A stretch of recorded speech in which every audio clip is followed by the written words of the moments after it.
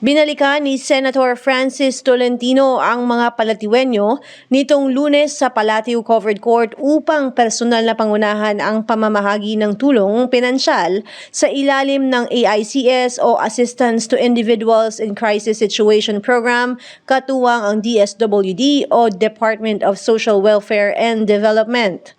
Sa pakikipag-ugnayan sa barangay sa pamunuan ni Kapitan Bobot Guevara ay 500 residente ang pinamahagian ng tigda 2,000 piso.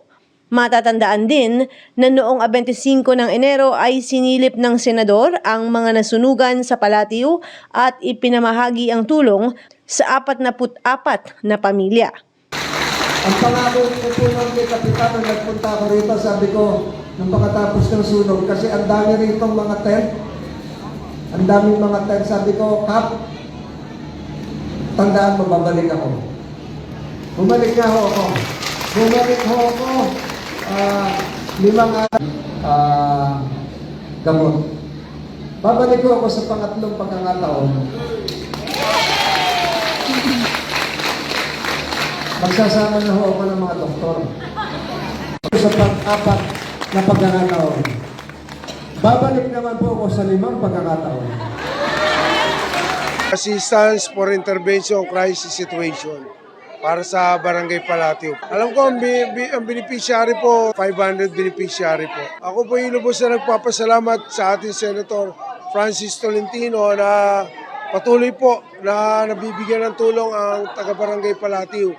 This is not the first time na nagbigay siya na nagpunta si Senator dito. Kung natatandaan mo, nung nakaraang sunog, kinabukasan, nagpadala kagad ng tulong ang ating senador para doon po sa mga nasunugan.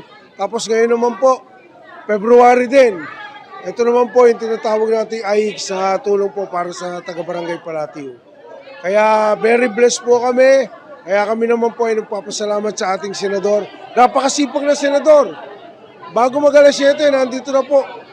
Siguro mga 7:30, nandito na po sa venue. Kaya yung mga tao po, as early as 6 o'clock, nandito na po sila.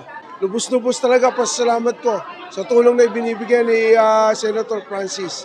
Mabuhay po kayo at sana mga ganyang klase senador na napakasipag ang ating nakakamit dito sa bansa natin para po ang ating Pilipinas ay umunlad. Nagpasalamat ang mga benepisyaryo sa kanilang natanggap mula kay Tolentino. Bali, maraming po salamat sa aming Senator Tolentino dahil siya lang po nakakagawa ng ganito. Maraming salamat po sa aming barangay Kapitan Bobot Guevara, sa kanyang mga kagawad dahil kung hindi rin dahil sa kanila ay hindi rin magaganap ang pangyayaring ito. Maraming salamat po. Papasalamat po kami kay Senator Francis Tolentino sa tulong na financial na binigay niya sa amin. Malaking bagay po ito para sa amin. May laboratory po ako kaya malaking bagay po ito para sa amin. Sa aming Kapitan Bobot Guevara at sa mga council po ng Barangay Palatio. Maraming salamat po, Kap Bobot Guevara.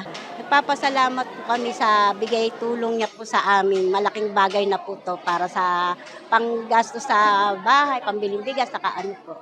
Yung mga namin po sa loob ng bahay. Yung bigas, ulam po. Kaya mga ng anak ko pang baon. Pasalamat po kami sa inyo sa mga tulong na ibinigay niyo po sa amin. Malaking bagay na po to. Salamat po sa inyo. Ako si Luan Peñano para sa latest ng iNews Pasig.